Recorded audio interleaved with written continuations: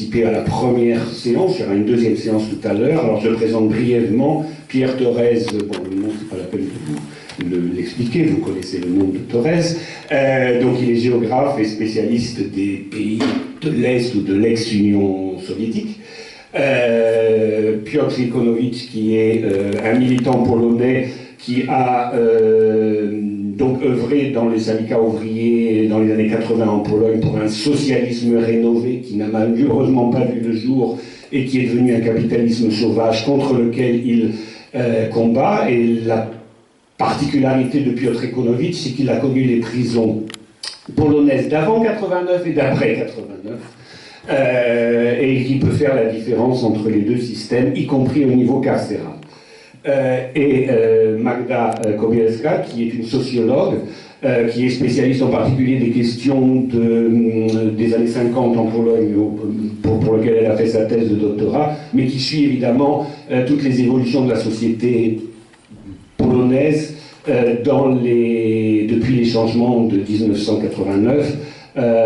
Et donc voilà, donc, nous avons trois personnes, des acteurs, et à la fois acteurs et chercheurs, qui vont nous parler de ce qu'ils ont retenu en positif et en négatif dans ce qu'a été cette expérience socialiste d'avant 89 ou d'avant 91, ce qui nous permet, parce que ce que nous faisons aujourd'hui, c'est pas du tout quelque chose de nostalgique, loin de là, c'est au contraire pour ouvrir des perspectives. Donc l'idée c'est de faire un bilan de ce qui a été fait dans la perspective de ce qui est aujourd'hui et de ce qui devrait être ou pourra être demain, puisque je pense que, alors là sur ce plan-là, effectivement la mondialisation s'est réalisée, c'est-à-dire que nous voyons qu'à l'Est comme à l'Ouest aujourd'hui que le système est en pleine déliquescence. Je pense que même les promoteurs du néolibéralisme l'admettent à demi-mot. Le système est arrivé à terme de ses capacités de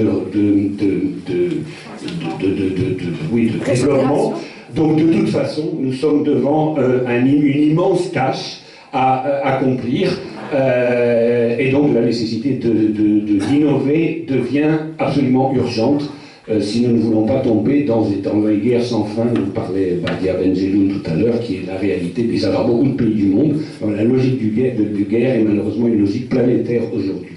Voilà, donc je commencerai par donner la parole à Pierre Thorez, ensuite à Piotr Ikonovitch et enfin à Magda Kobielska, qui vont donc chacun, les uns après les autres, parler de ce qui les tient à cœur.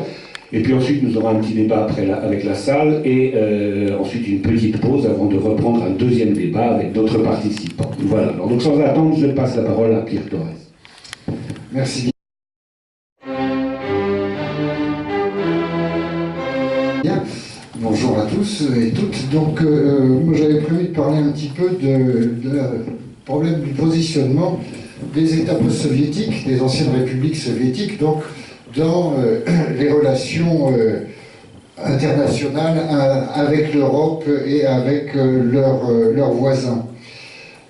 Parce que il y a des choses qui se disent et qui sont erronées, ou en tout cas qui relèvent d'une grille de lecture qui n'est pas très cohérente.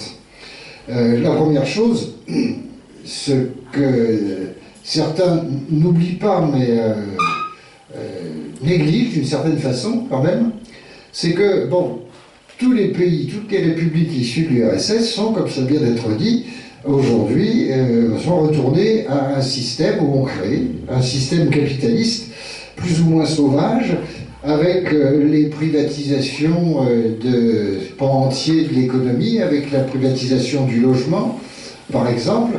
Et ceci conduit, dans certains pays, c'est là où il y a des différences entre eux, par ceux qui étaient les dirigeants du Parti communiste de ces pays et des républiques soviétiques. Je pense à Nursultan Nazarbayev au Kazakhstan, ou à celui qui est décédé, mais il y a quelques semaines, Islam Karimov en Ouzbékistan, ou bien par d'autres forces qui étaient des forces opposées dans la période soviétique. Deuxième chose, et qui conditionne en partie ce que deviennent ces pays, c'est donc leur ouverture au marché mondial, et donc leur ouverture aux multinationales. Certains de ces pays dispose de ressources qui ont intéressé le capital mondial. Je pense à des pays qui ont du pétrole ou du gaz naturel, hein, les pays d'Asie centrale, la Russie elle-même en son temps. D'autres ont des ressources moindres et se sont retrouvés marginalisés parce que finalement, n'intéressant pas trop les investisseurs, comme on dit.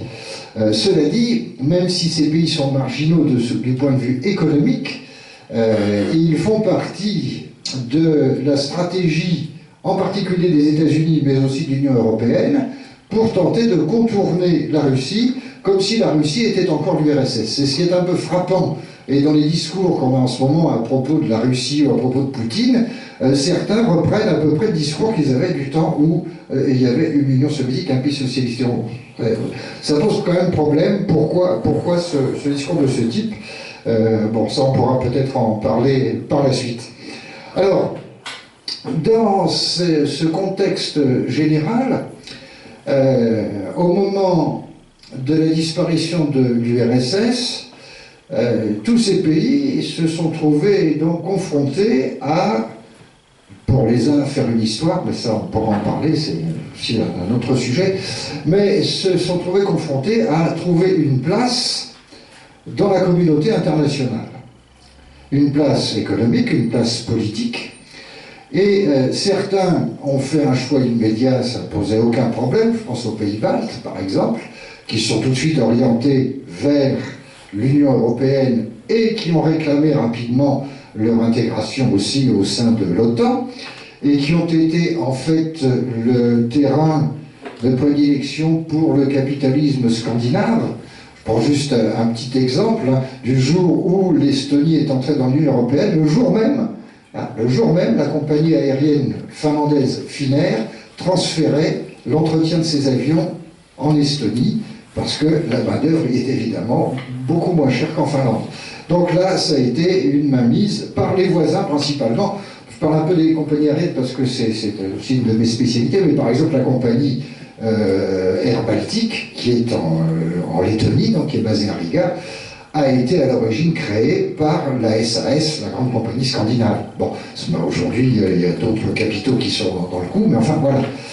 Alors pour certains, ça a été clair et net, ce qui n'a pas empêché cette intégration européenne, ces trois pays, de connaître une très forte émigration.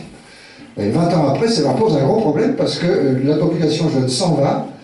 Alors c'est bien, c'est faute de travail, ça c'est clair. Et donc il y a une aspiration vers les pays, soit de l'Europe occidentale, soit le Canada et les États-Unis.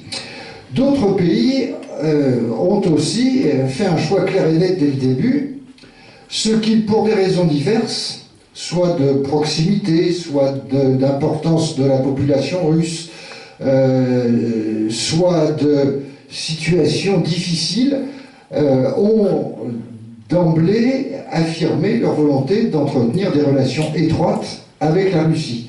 Bon, c'est le cas en particulier de l'Arménie. Il y a une importante diaspora arménienne en Russie, et l'Arménie, qui était au moment où l'URSS a disparu, le conflit du Karabakh avec l'Azerbaïdjan avait commencé, les relations avec la Turquie étaient extrêmement tendues, l'Arménie se sentait menacée, et l'allié éternel et le plus sûr, c'est naturellement la Russie. Et d'emblée, les Arméniens ont demandé à la Russie de maintenir des bases militaires sur le territoire de l'Arménie, alors qu'il y avait un certain courant pan-turquiste aussi à ce moment-là, qui n'est plus ce qu'il était dans les années 90 de nos jours. L'Arménie, le Kazakhstan, le principal État d'Asie centrale, dans lequel, au moment de l'indépendance, la population kazakh était à peine plus nombreuse que la population russe. Alors il y a des Russes qui sont partis, mais tout le nord du Kazakhstan est peuplé principalement par des russophones, par des Russes. Les deux langues sont officielles dans le pays. Les relations ont été maintenues et les problèmes créés par la frontière ont été résolus de façon, amicale. par des accords. Je pense par exemple aux voies ferrées, le transsibérien. Il y a plusieurs passages de frontières. Il a été construit à une époque où ces frontières n'existaient pas. Et donc eux, ils sont tout de suite mis d'accord sur les tronçons exploités soit par les Russes, soit par les Grecs, peu importe. Mais ça a toujours fonctionné, les trains ont toujours circulé, et les contrôles ont toujours été extrêmement minces. Aujourd'hui, il n'y en a plus du tout. Hein, bon. Mais donc ça, c'était cette volonté kazakh d'affirmer sa position eurasiste, comme le dit son président, c'est-à-dire à la fois un pays occidental, entre autres par sa population russe, et un pays oriental, entre autres par sa population donc kazakh. Sont venus se rajouter à cela le Tadjikistan et le Kirghizistan, qui sont des pays donc aussi d'Asie centrale, sans grandes ressources. Et le Tadjikistan a connu une guerre civile, le Kirghizistan, bon, on pourra revenir plus en détail sur l'histoire, mais enfin bref, ces deux États, ainsi que la Biélorussie, qui a toujours eu des relations étroites avec la Russie, qui a maintenu, il a même été question de fusion à un moment, bon, ce qui n'est plus le cas aujourd'hui, mais constitue à la fois une union douanière, constitue à la fois une union économique maintenant, et constitue un espace de libre circulation pour les populations. Alors d'autres ont hésité, se sont un peu appuyés sur tout le monde, ou sont restés dans l'isolement. Le Turkménistan brille de ce point de vue-là par un relatif isolement international, pas économique, puisqu'ils vendent du gaz naturel, mais politiquement parlant, ils sont tout seuls, d'une certaine façon. Par contre, un pays comme l'Ouzbékistan, auquel les Américains ont fait les yeux doux, en particulier, et les Allemands, le grand absent dans cette partie du monde, en Asie centrale, c'est la France. Les Français sont extrêmement frileux, alors que les Allemands, comme ils l'avaient fait du temps de l'URSS d'ailleurs, business is business, et quelles que soient les contingences politiques, ils ont maintenu des intérêts, des affaires, ceux qui ont façonné en quelque sorte le système bancaire de la plupart de ces pays. Bon. Donc, qui ont hésité, regardé vers les Occidentaux, et qui finalement ont développé des relations avec la Russie pour des raisons, l'Ouzbékistan, qui sont en partie des raisons migratoires. Étant donné que l'Ouzbékistan, c'est le pays peu peuplé, c'est un pays où il y a du sous-emploi et où les populations émigrent soit au Kazakhstan, soit en Russie, comme ceux du Kirghizistan et du Tadjikistan. Bon. Et puis, donc, il y a ceux qui ont eu des phases différentes, je pense à la Géorgie. Bon, dans ceux qui sont entre les deux, il y a aussi l'Azerbaïdjan, qui joue sur tous les tableaux. La Géorgie, alors la Géorgie qui a connu des pressions très fortes, mais là c'est parce qu'on est sur les marges sud de la Russie, sur un espace où il y a des intérêts européens et surtout états-uniens qui ont été très importants pour limiter finalement ce qui était qui restait la seconde principale puissance nucléaire mondiale. Et donc tout a été fait pour essayer de pousser la Géorgie vers l'Occident, jusqu'à ce que les Géorgiens finissent par comprendre que c'était sans issue, et changer, ça on pourra détailler, si vous voulez, sur le pourquoi et le comment du renversement du régime de Saakashvili et l'évolution actuelle de ce pays. Et puis il y a évidemment l'Ukraine, qui, là je dirais que c'est un peu caricatural de cette obligation pour finalement tous ces pays de choisir son camp. Il y a certains qui avaient pensé, pour d'autres pays aussi, à ce qu'on appelait la finlandisation.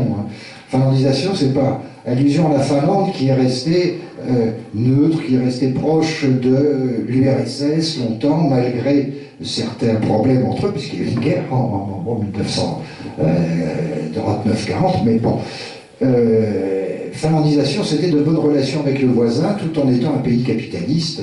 Bon. Là, il y avait un petit peu cette volonté pour certains, mais à la fois des forces nationalistes internes, et alors l'Ukraine c'est criant, et en même temps les Occidentaux, en particulier les États-Unis, avec des Européens qui finalement ont suivi la politique états-unienne, et voire parfois l'ont anticipée, comme on a pu le voir dans d'autres parties du monde, ont poussé donc à la rupture, la dégradation des relations avec des épisodes, on connaît l'épisode du gaz, on connaît des choses comme ça. Et une des choses qu'on sait peu, c'est que par exemple, parmi les facteurs qui expliquent cela, aujourd'hui le numéro 1 mondial de l'aluminium, c'est une entreprise russe, c'est Rusal. Rusal qui possède entre autres toutes les usines de transformation de la bauxite qui sont situées en Ukraine, mais qui possède aussi des usines au Canada, des mines en Australie. C'est une multinationale à base russe. Et il va de soi qu'il y a une concurrence entre les multinationales, en tout cas à l'égard des multinationales à base russe. Ça, il semble que celles-là, pour des raisons qui seraient encore à développer, ne plaisent pas. Parce que, bon, les Occidentaux, de façon générale, ont poussé à la fois à l'intégration européenne, ça c'est l'Europe de l'Est, moi ça je connais pas, mais les pays post-soviétiques aussi, à se rapprocher. Donc il y a eu toute une série d'accords afin de détourner ces pays de ce qu'il est convenu d'appeler l'ère d'influence de la Russie. Ce qui évidemment pour ces pays pose d'innombrables problèmes sur lesquels on pourra revenir parce que l'économie a été fortement intégrée. Je pense par exemple, je prends la Géorgie. La Géorgie, c'est un pays riche en production agricole. Viticulture, du vin, il y avait des fruits, des légumes, du thé, et la quasi-totalité de cette production était consommée en URSS, et donc une grande partie en Russie ou dans les autres États post-soviétiques. Bon, tout ceci a complètement disparu, parce que, évidemment, il y a eu des mesures de rétorsion, il y a eu l'autoblocus des Géorgiens, les nationalistes géorgiens disant il ne faut pas dépendre de la Russie, donc on ne leur vend plus rien du tout.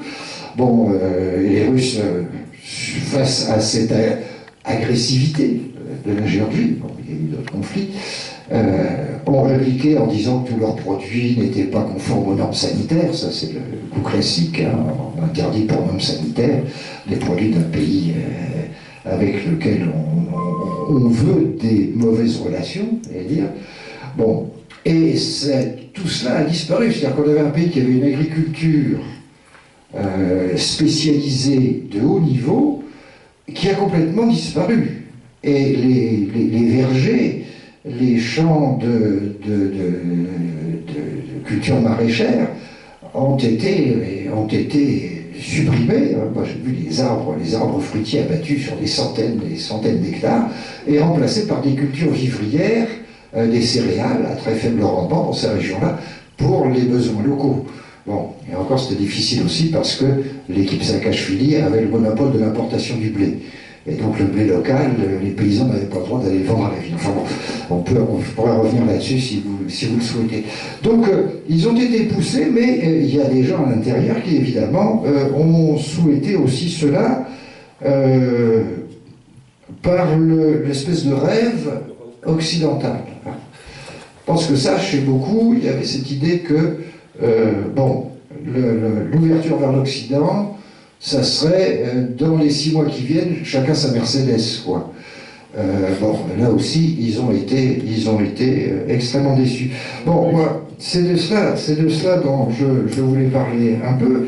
Puis je voudrais terminer, puisqu'on réfléchit aussi sur le passé et sur le présent, sur cette réflexion que je continue d'entendre souvent en Russie, même maintenant. Les communistes, c'est des gens épouvantables, parce qu'ils ont détruit l'URSS. Par contre, les bolcheviks, ça c'était des mecs bien. Bon. Donc il faut faire attention à la grille de lecture, hein. Et pour beaucoup de Russes, je parle des Russes moyens, je ne parle pas là des chercheurs, ça m'est arrivé d'être dans certains endroits où les gens me présentaient, voilà, son père était, etc. Bon, nous on n'aime pas les communistes. Alors les autres taisez-vous, c'est vous, non, laissez parler, moi ça m'intéresse. Alors je me demandais pourquoi vous n'aimez pas les communistes. C'est eux qui ont foutu en l'air l'URSS. Donc on leur en veut. Alors je leur demandais toujours, vous êtes sûr que c'est les communistes qui ont fait ça? Alors là, ils commençaient à réfléchir un peu, mais enfin ça c'est l'image du Parti communiste. Hein. C'est pour ça qu'il ne faut pas aussi faire avoir des analyses qui sont un peu tronquées. Hein, bon, voilà, moi je ne sais pas, on m'a dit qu'il fallait être court, j'aurais des tas de choses à dire, mais je pense que bon, toutes les questions sont les bienvenues après dans le débat. Oui, mais on a encore le temps de débattre ensuite. Mais déjà, je pense que c'est déjà une bonne...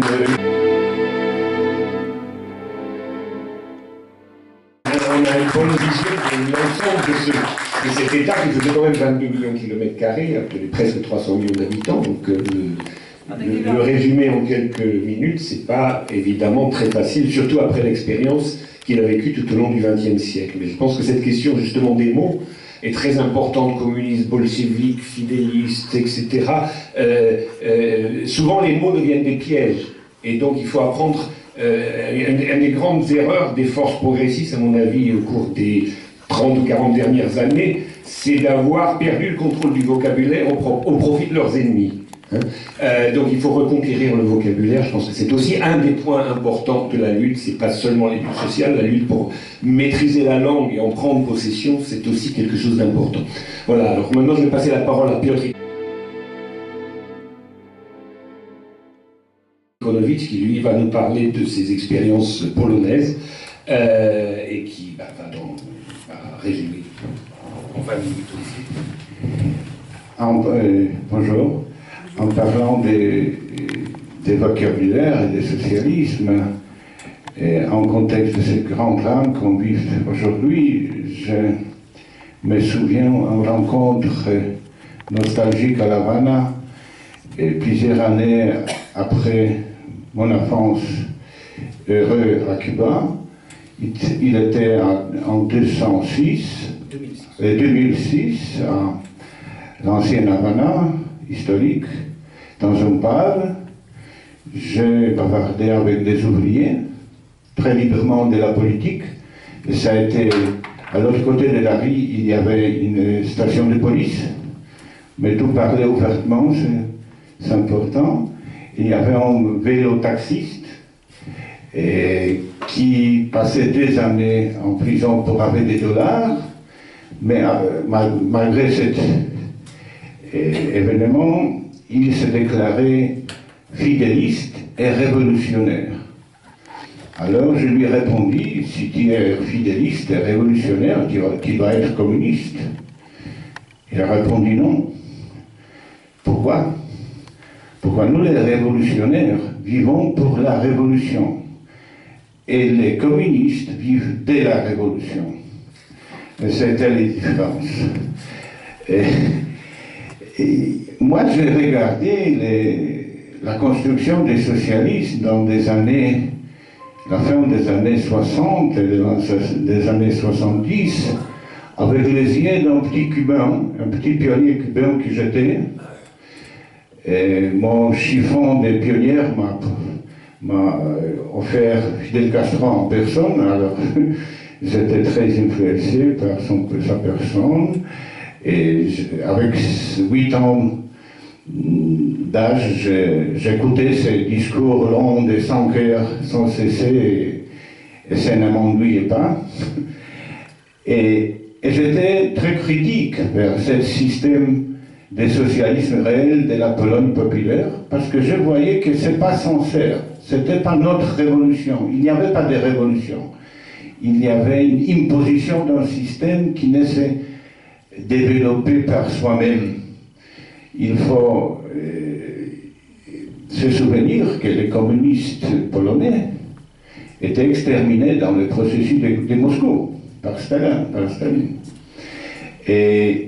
Mais de toute façon, cette construction du socialisme était assez réussite qu'il nous a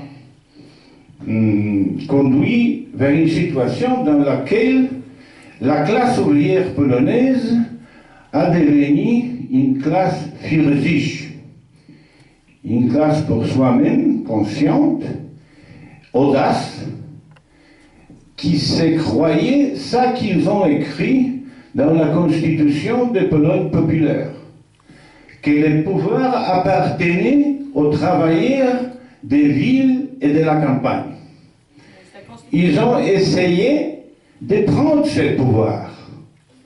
Deux fois. En 1956, et il y avait une demande, une aspiration, l'autogestion ouvrière aux usines. Un expériment était en voie, il s'est déroulé en 2 ans, il a échoué parce que les partis ont pris de nouveau le plein pouvoir, mais ils ont revenu à ce postulat, à cette aspiration, en 1980. Les grèves de Houx, les grèves de solidarité, c'était un vrai mouvement ouvrier. Comment on distingue, on définit ce socialisme et cette aspiration à l'autogestion? À la quotidienne, tout le monde volait quelque chose de ces usines. Il y avait un proverbe qui disait « ceux qui ne volent pas, volent sa famille ». Et dans un moment, on a réparé notre bureau d'office de justice sociale où on donne des conseils légaux gratuitement aux pauvres. Et il y avait des ouvriers, des frères, anciens ouvriers, qui faisaient les murs. Un d'entre eux disait que dans le temps socialiste, tout le monde a pris un petit peu. Et il y avait assez pour tous. On a volé un petit peu. Et son frère a répondu non, on n'a pas volé. Mais ça était de tous, mais pas encore réparti. Mais quand il y avait une grève, l'usine devenait la propriété des ouvriers. Et ils étaient extrêmement vigilants. C'était l'unique moment quand dans une usine, rien ne se perdait.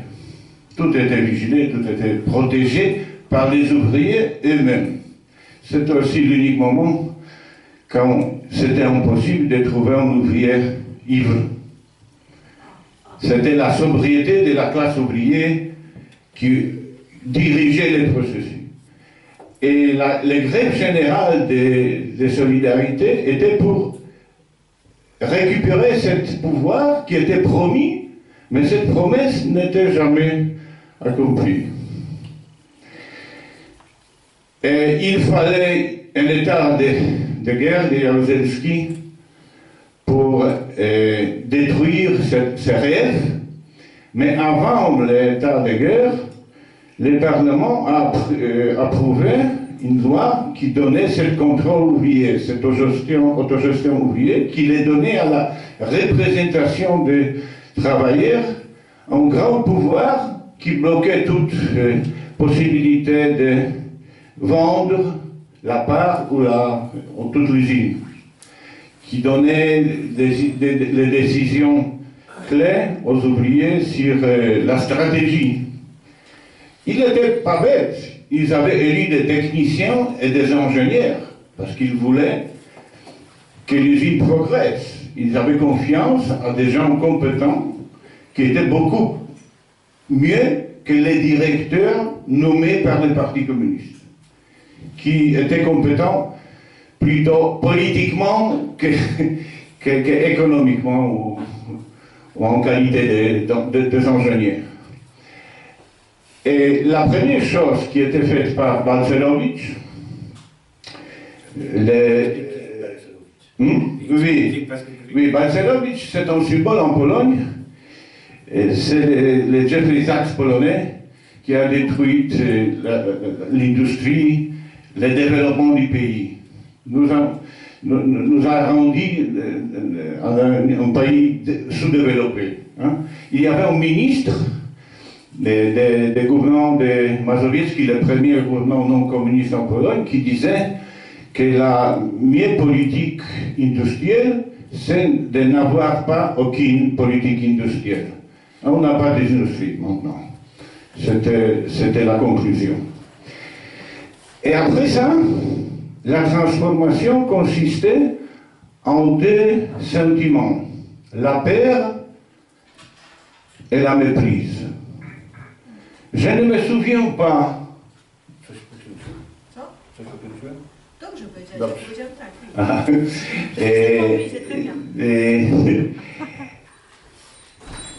Dans les temps communistes,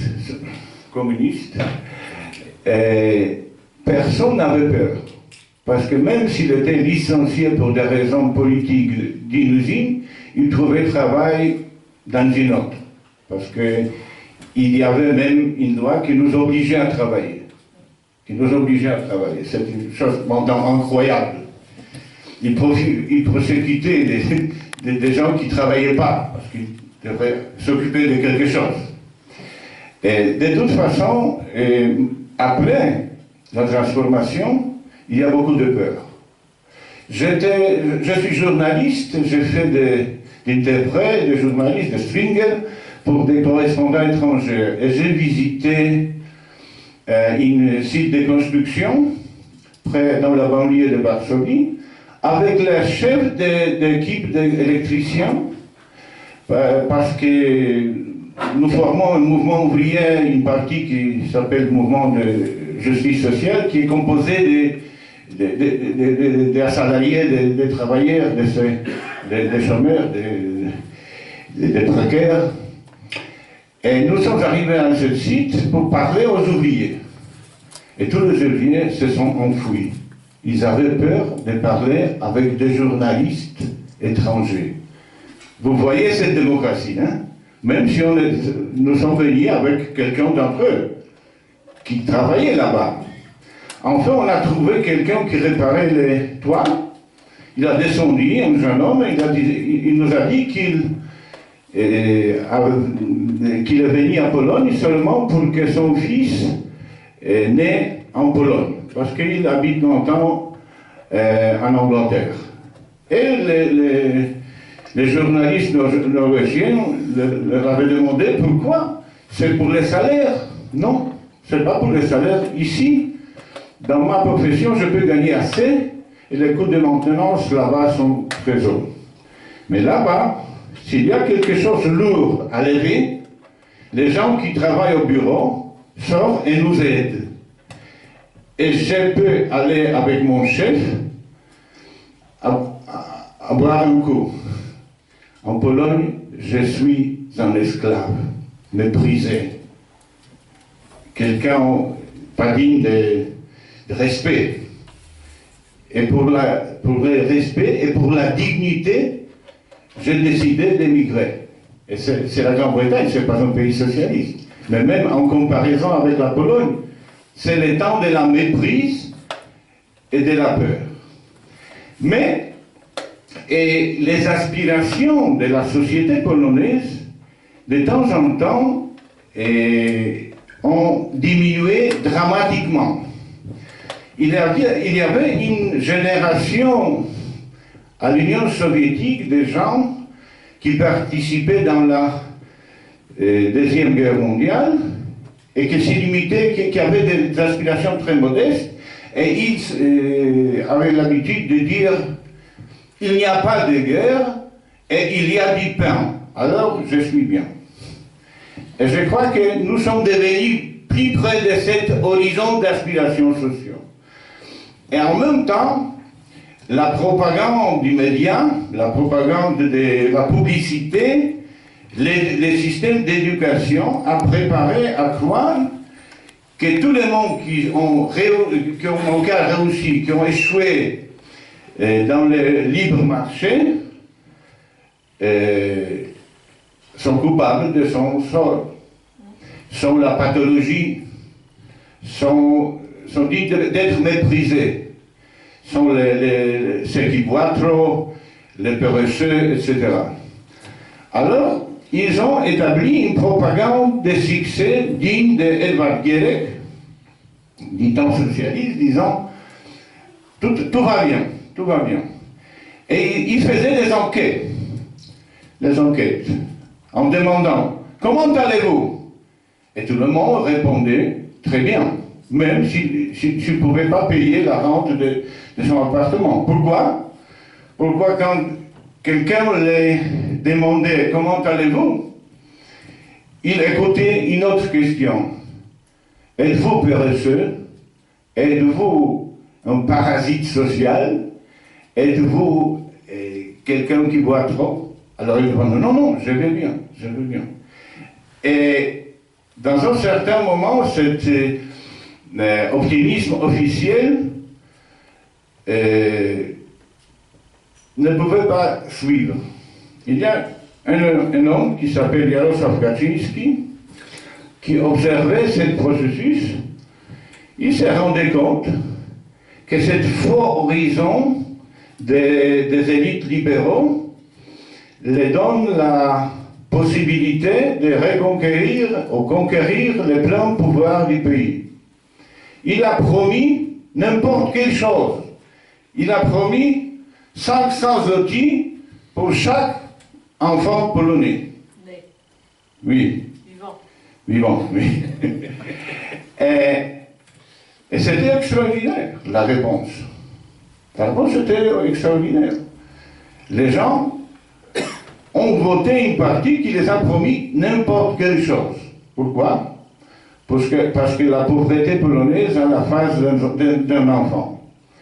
Parce que les enfants polonais étaient dans la situation plus précaire de toute l'Union européenne. En proportion, le nourrissement, le traitement des enfants en Pologne était pire qu'en Roumanie.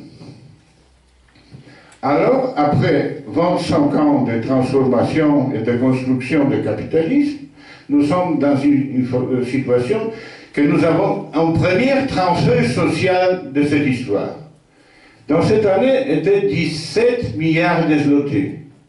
Et maintenant, il y avait une enquête, un sondage, en demandant qui a des problèmes pour se nourrir, qui a des problèmes pour acheter des aliments. Et vous savez qui? Ceux qui n'ont pas des enfants. Parce qu'ils n'ont pas reçu cette somme. C'est moins que 150 €. Et c'est fait la grande différence. Maintenant, avec l'émigration économique, la baisse démographique, et avec cet argent donné, ce transfert social, le marché du travail polonais a changé complètement. Un autre sondage nous dit que 90% de la population, de ceux qui travaillent, déclarent qu'ils changeront du boulot s'ils ne reçoivent pas une augmentation de salaire. 90% de la population travailleuse. Et le délai de respiration de la société est en train de croître à un pas très, très vite. Et ça, c'est l'espoir de la gauche en Pologne. Moi, dans plusieurs occasions, je suis obligé à défendre aux médias ces part de la politique du nouveau gouvernement de droite, qui est le premier de faire une politique sociale, parce qu'il y a des autres aspects, comme le salaire minimum par heure qui est augmenté, et de défendre contre l'opposition néolibérale, qui disent mais si vous répartez tout cet argent sera mangé. Et je dis, oui, il s'agit de qu'il mange. Il doit manger. Ça, c'était le problème, qu'il ne mangeait pas. Etc., etc. C'est-à-dire, c'est un paradoxe, parce que pour les gouvernements, mentalement, est impensable qu'ils ont arrivé à faire une politique de gauche. Alors, ils déclarent que cette politique de bénéfices pour les enfants, c'est une politique pronataliste. Mais il n'y a plus des enfants. Il n'y a pas des enfants sous-alimentés. Il n'y a plus des enfants parce que nous manquons des appartements pour faire des nouvelles familles. Mais, pour décrire bien la situation, la tendance à émigrer a diminué dramatiquement. C'est-à-dire, beaucoup moins de gens polonais déclarent qu'ils sont décidés à émigrer. Parce qu'ils ont un espoir. Mais pour arriver à réaliser cet espoir, il faut prendre l'argent où il est, c'est-à-dire des riches, des corporations, de la banque. Mais ils ont peur. Il y a une grande discussion dans laquelle le pouvoir, les partis au pouvoir, n'est pas capable idéologiquement de digérer les conséquences de ça qu'il a promis et qu'il est en train de faire. C'est une occasion formidable pour une gauche sociale radicale de remplir ce vide, de continuer. Je peux comparer les gouvernements et les partis droit et justice à une personne qui participe dans les concours athlétiques, qu'il court. Il y a une personne qui s'appelle pacemaker. Il jamais arrive au bout. Mais PiS, le gouvernement de droite montant pour nous la gauche, c'est le pacemaker. Mais nous allons arriver au bout, parce qu'ils ont ouvert les ports, mais ils ont peur de passer par la porte. Faire les conséquences de ça qu'ils viennent de commencer. Mais quand la société n'est pas plus peur, quand il est beaucoup plus difficile de mépriser ceux qui sont pauvres, c'est un grand challenge pour nous, pour les rouges. Aujourd'hui, pour finir, parce que je peux continuer comme ça jusqu'au soir, pour finir, ce soir, ma femme, qui est volontaire dans notre organisation, et nous nous occupons des expulsions, des conseils légaux, des processus légaux, d'aider les gens, de les organiser, de bloquer les expulsions, etc., etc. Elle va apparaître à la télévision publique et le programme sera sur l'usure. Il dure plus d'une heure et demie, d'une grande audience, c'est comme 2 millions de spectateurs. Il sera soutenu par 40 personnes vêtues de rouge. Parce que le règlement du programme est que tout le monde de la rue peut venir. Et par casualité, en passant près des studios de la télévision publique, étaient 40 personnes vêtues en rouge. Et ça c'est notre méthode. C'est-à-dire, c'est très difficile de reconquérir les mots communisme. C'est très difficile de reconquérir même les mots gauche, parce que la gauche, c'était les amis de Tony Blair et Gerhard Schröder, qui allaient à la guerre en Irak. C'était qui privatisaient plus que les autres. Hein, et qui sont riches.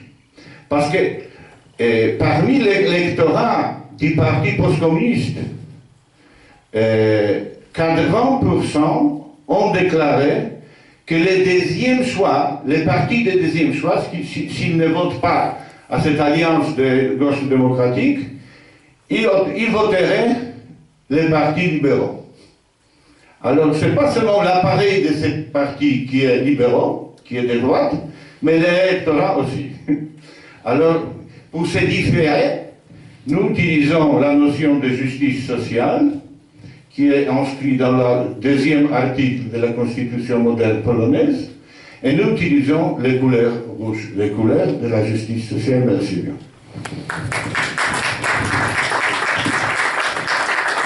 Merci. On pourra débattre de cette question, parce qu'effectivement, la Pologne pose le même problème que la Hongrie, mais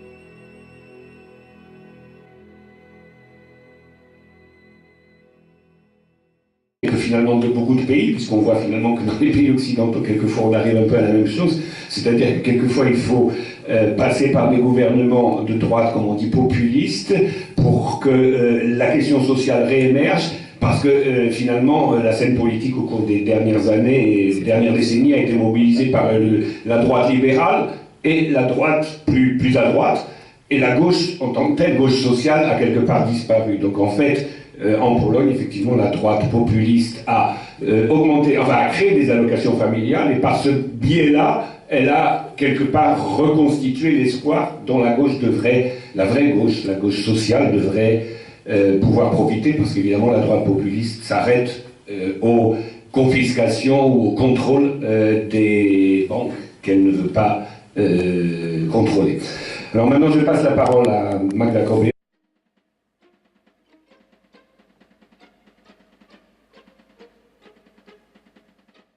Qui est sociologue et qui va je sais pas, nous parler de D'abord, merci pour cette invitation, ça m'a fait plaisir de vous voir tous. J'ai grande estime pour les gens de gauche et des communistes, parce que d'abord, ce sont les derniers parmi les gens qui s'éduquent. Et la grande, par exemple, réussite du communisme, justement, c'était le fait que les ouvriers commençaient à lire, commençaient à réfléchir sur la propre sur la propre situation. Et vraiment, c'était... voilà, donc ça m'a fait plaisir de vous voir et de pouvoir parler. Donc, pour ma part, moi, comme Piotr, c'est un activiste. C'est un chef du grand mouvement, du mouvement important du mouvement social. Moi, je l'appelle Saint-Pierre parce que vraiment, il fait un travail très très important. Il aide aux gens au quotidien, vous voyez, dans des situations difficiles, parce que, par exemple, en Pologne, comme ici aussi en France, surtout à Paris, on connaît les problèmes de logement, quand les propriétaires d'appartements, tout ça, et là...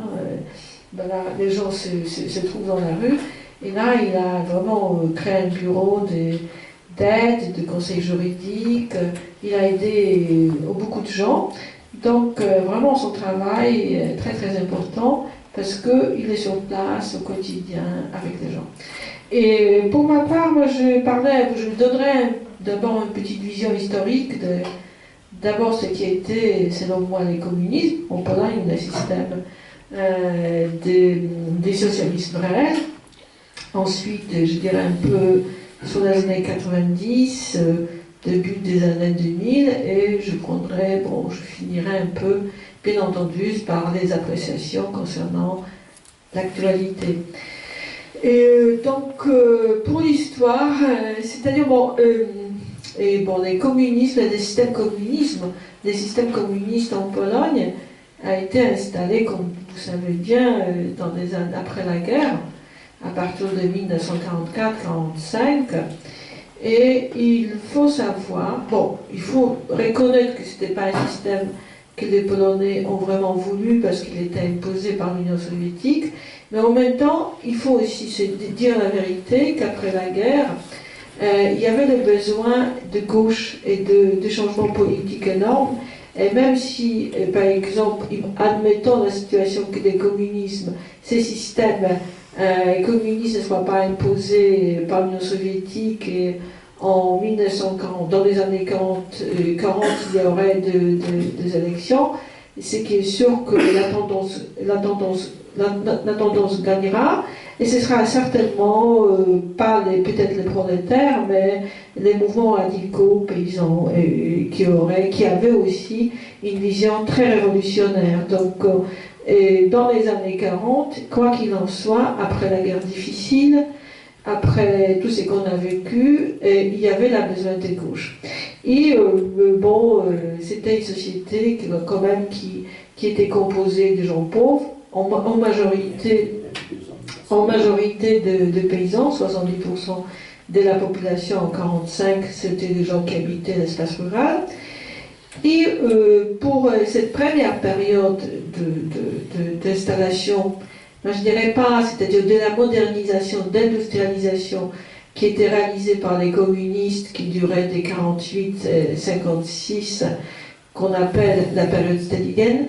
C'est vrai qu'elle était assez coercitive, on peut dire peut-être totalitaire, mais elle a quand même reconstruit, bon, pendant cette période, on a reconstruit des pays, on a construit beaucoup des entreprises, et bon, pour vous dire que pendant la période 1948-56, 7000 personnes, en vivant à la campagne, sont déplacées à la ville, dans les villes, on devenait des prolétaires, il y avait beaucoup de gens qui ont bien entendu profité de l'éducation. C'était une grande, quand même, un grand avance sociale, économique qui était apportée par ces systèmes dans les années 50.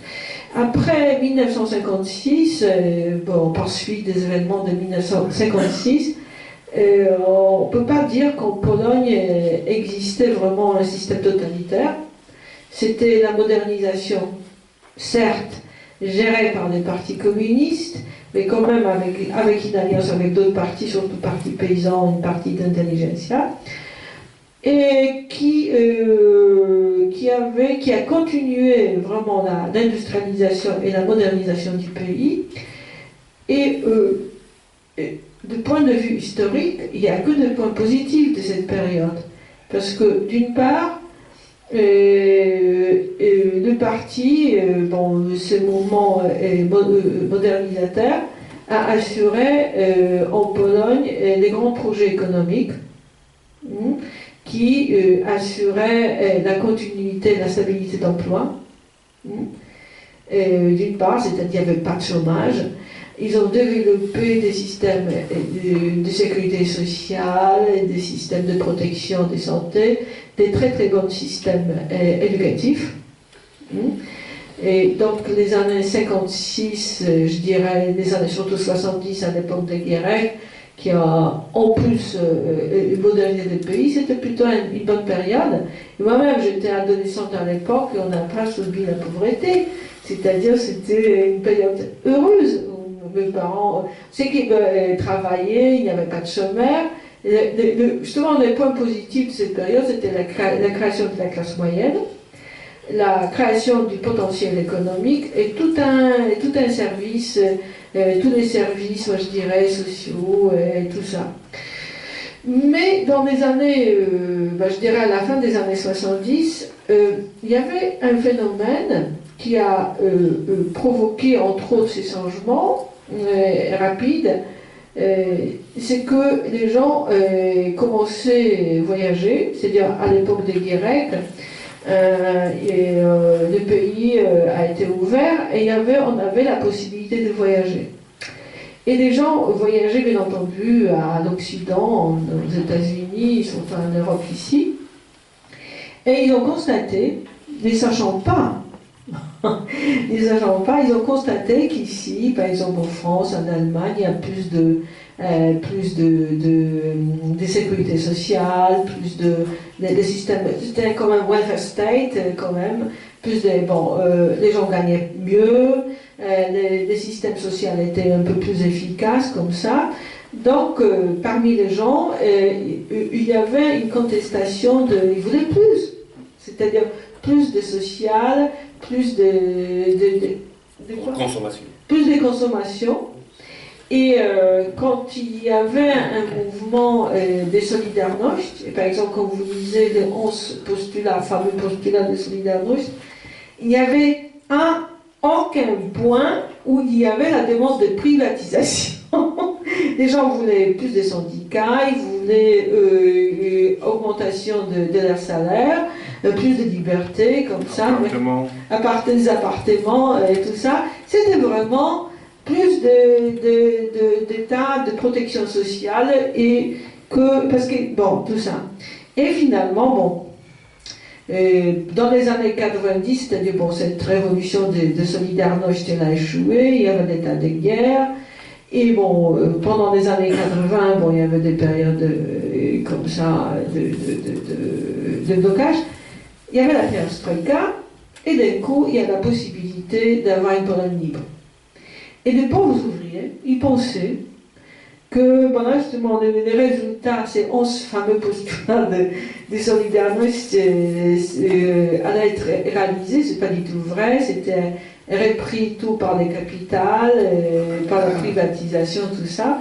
Et du point de vue social, économique, les années 90, après l'effondrement du système communiste, partout dans tous les pays de l'Est, sont désastreuses comme ça. Les conséquences économiques, la polarisation sociale, c'est-à-dire les riches, les pauvres, la concentration du capital, la perte de sécurité sociale, du sentiment de sécurité sociale. Je ne parle pas de sécurité sociale en termes français. Et moi je dirais que ces systèmes, ça fonctionnait jusqu'à... Bon, il y avait une petite amélioration des situations, la modernisation, un coup d'espoir qui fut apporté en Pologne justement par l'accession à la communauté européenne, quand même il y avait des financements européens, tout ça. Et on peut dire qu'à partir de 2004, la situation économique et sociale polonaise s'améliore. Et s'améliore aussi grâce à la possibilité de partir, de travailler à l'étranger. Et après 2004, environ 4 millions de personnes ont quitté la Pologne pour travailler. Bon, c'était deux premières directions, c'est la Grande-Bretagne, l'Allemagne, la France un peu, tout ça. Et donc, ça a été de cette manière-là. Donc, et moi je dirais les financements européens qui ont permis aussi la modernisation ont allégé cette situation difficile. Moi je dis tout simplement que dans les années 90, en pleine de privatisation, et on avait les taux moyens de chômage en Pologne aux alentours de 20-25%. Alors, il n'y avait aucun... Au niveau d'assurance de chômage, ils en recevaient peu, c'était vraiment une tragédie. Et maintenant, en 2016, on a moins que 10% de chômage. Le taux de chômage actuellement. C'est 8%. Donc vous voyez, c'est quand même, il y a une certaine amélioration. Et donc, il y a 2 ans, il y avait des élections nouvelles où justement la gauche, la droite populiste a gagné. Parce que justement, la société, finalement, donc comme Piotr disait, les aspirations sociales ont augmenté, d'une part, et d'autre part aussi, il y a plus de conscience sur la logique, c'est-à-dire quand le système capitaliste néolibéral vit sa crise, donc les gens sont aussi conscients de ça. Donc, c'était aussi l'une des raisons pour laquelle, justement, la société, majoritairement, s'est portée pour la droite populiste, parce que les autres partis de gauche, même venant du Parti communiste, ou mainstream, tout ça, ils ont réalisé la politique néolibérale, celle qui était imposée par les grandes multinationales ou les banques, tout ça. On connaît les impératifs. Et bon, la gauche s'est différenciée des droites moi je dirais dans des questions plutôt de mœurs, culturelles, par exemple, attitude par rapport à la religion, des questions d'orientation sexuelle, tout ça, mais la politique en telle économique était toujours la même. Voilà, je vous remercie.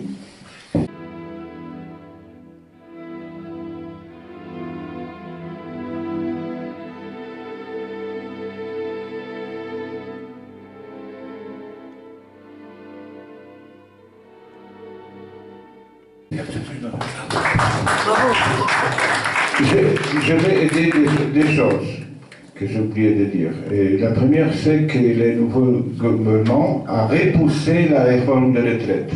Les libéraux ont éloigné l'âge de retraitement à 67 ans pour les hommes et les femmes. Et le gouvernement de droite maintenant a maintenant à rentrer au 60 pour les femmes et 65 pour les hommes. Et il y a des grands titres dans la presse libérale. On va manquer de chômeurs. Oula. Ça sera une commodité de déficit. Parce qu'il n'y a pas cette chantage des larmes des travailleurs des réserves. Hein. Et la deuxième chose, pour traiter que la société sociale est dessinée d'une façon fausse, c'est que le président d'une ville assez grande en Pologne, de Słupsk au nord de la Pologne, est un... Oui, oui. Et il est très aimé par les habitants. Hein? Alors nous ne sommes pas si sauvages. Hein?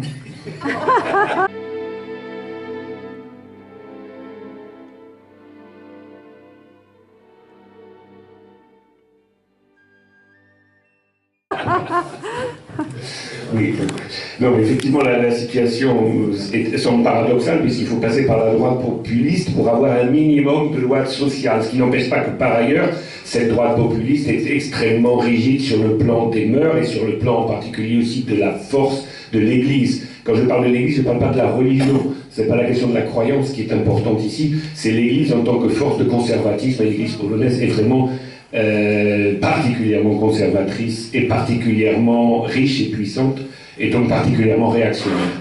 Et je pense que c'est ça qui est important. Surtout ce qui se passe en Pologne, on a déjà vu un peu le même cas en Hongrie et dans un certain nombre de pays de l'Est, où finalement l'effondrement de la gauche, ou plutôt sa transformation en force libérale ou néolibérale, même plus social-libéral, puisque le social, ils l'ont laissé tomber, donne évidemment des ailes à une droite populiste qui en profite pour arriver au pouvoir, mais qui se retrouve très vite bloquée dans ses propres contradictions, ce qui potentiellement devrait ouvrir logiquement la voie à une vraie gauche sociale. Et c'est là où nous en sommes, sachant évidemment que le problème, comme je disais tout à l'heure, c'est le problème du vocabulaire, c'est-à-dire que le passif hérité de la période d'avant 89 et le passif, effectivement, comme disait Pierre Torres tout à l'heure, le passif, ce qu'on reproche beaucoup au Parti communiste au sens au pluriel dans les différents pays, c'est d'avoir trahi, en fait, et d'avoir remis le pouvoir à la grande bourgeoisie. C'est pas d'avoir maintenu l'État social, c'est de l'avoir cassé. Hein. C'est ça qu'on leur reproche, mais évidemment, ça laisse des traces. Donc maintenant, bah, écoutez, je pense qu'on a sans doute quelques questions.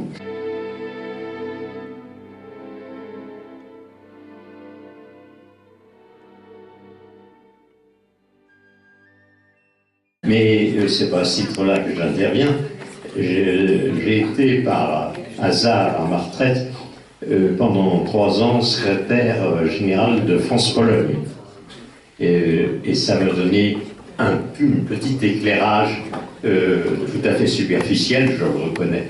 D'autre part, en tant que communiste français, j'aurais la décence de ne pas faire de leçon à qui que ce soit dans l'état de déliquescence du mouvement ouvrier français.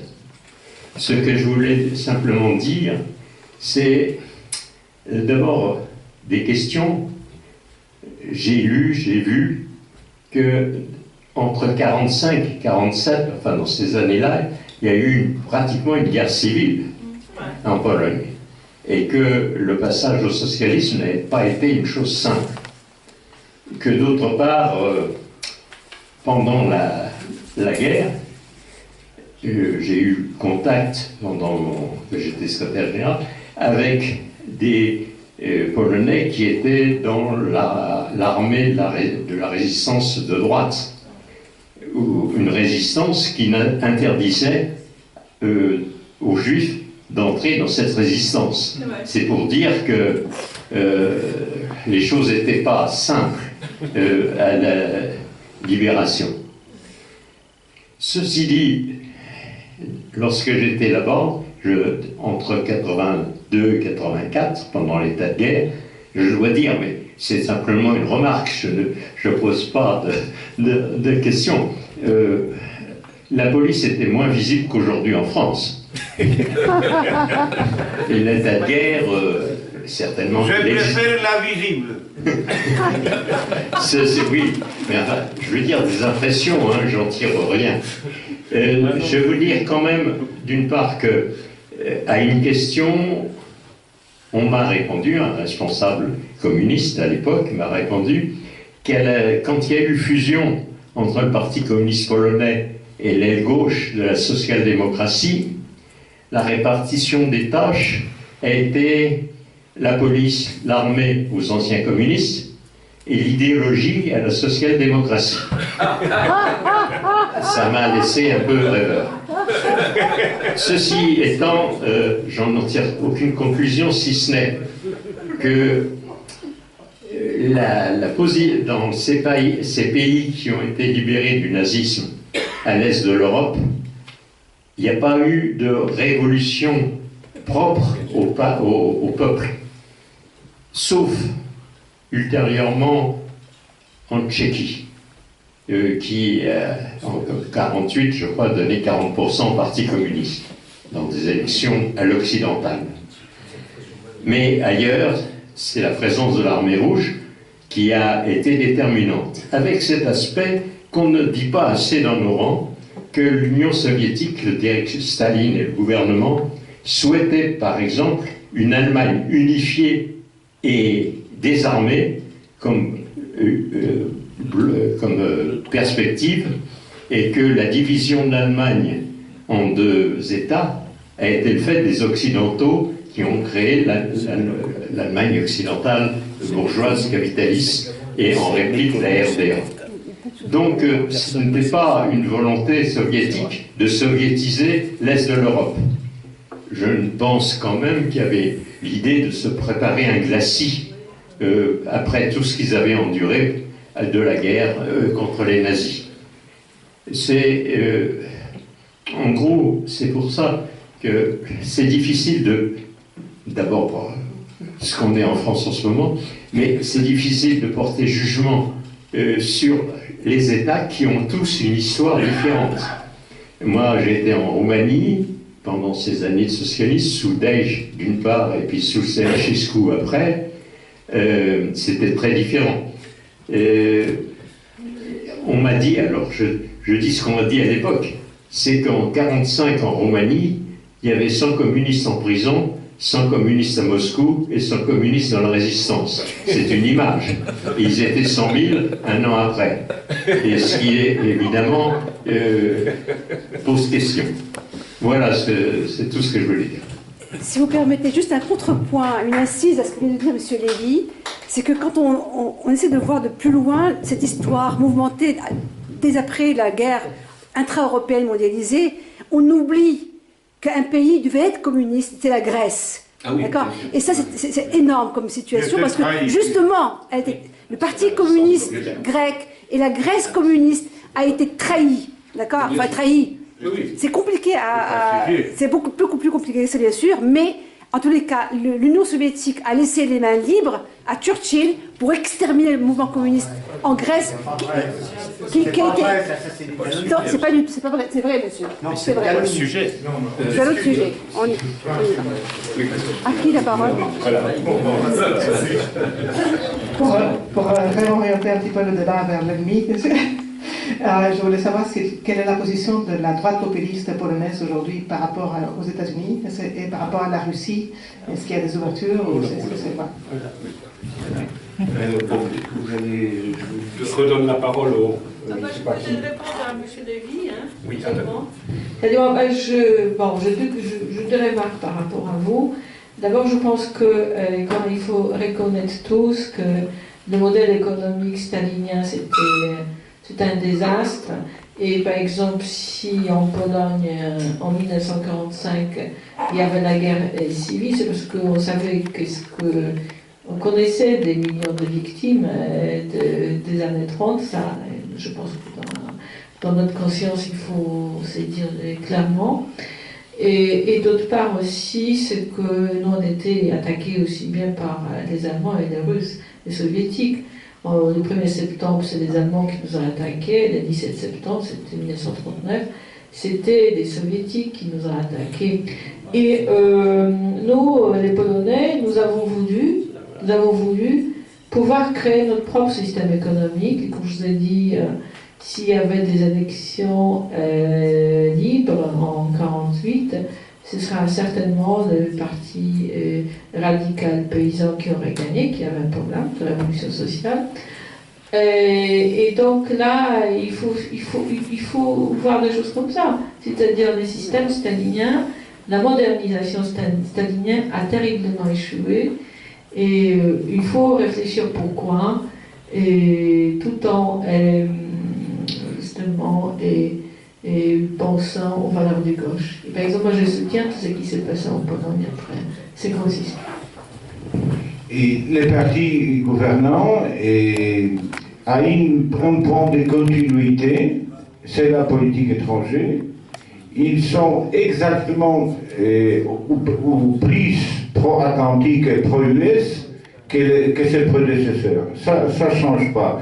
Et maintenant, ils sont dans un grand problème avec Trump, qui établit des liens avec Poutine, parce que la russophobie, c'est la base de la politique et de terroriser la société polonaise. Nous avons un ministre de la Défense qui est complètement faux, c'est un cas psychiatrique, et il déclare la guerre à la Russie chaque jour.